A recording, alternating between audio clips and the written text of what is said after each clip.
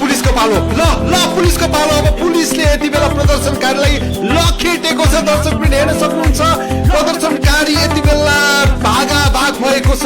पुलिसले झन्डै यो प्रदर्शन गरेको ठाउँ खाली गरिसकेको छ। हेर्न सक्नुहुन्छ पुलिसको स्पिड हेर्न सक्नुहुन्छ। लाठी उठाएर प्रदर्शनकारीलाई यहाँबाट लखेटेका छन्। अहिले प्रहरीले आन्दोलनकारीहरूलाई तितर बितर बनाएर चाहिँ साइड लगाइसकेको अवस्था छ, क्लियर बनाइसकेको अवस्था छ। एकवटा धुमाउन भएको थियो घुसपैठ यहाँ नेपाल प्रहरी आफै पत्रकार बनिरहेको छ। बिहान सम्माननीय पूर्व प्रधानमन्त्री केपी ओलीले भन्दाखेरि प्रहरीहरू सिभिल ड्रेसमा पत्रकार बनेर घरमा आछन्। यो नेपाल प्रहरीको घुसपैठ छ।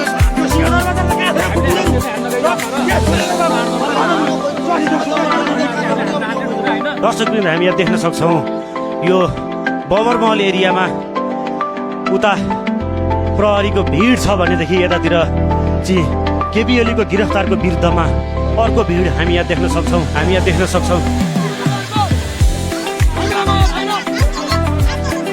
सिंहदरबारको हामीलाई माया छैन।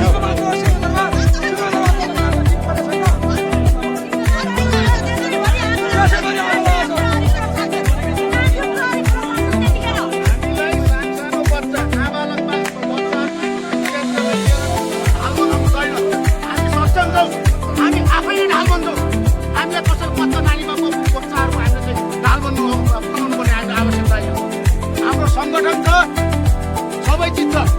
हामी आफै नै ढाल बन्दो 24 घण्टाभित्र हाम्रो प्रत्येक केपी शर्मा ओलीलाई रिहा गरेन भने योभन्दा सशक्त आन्दोलन हुन्छ।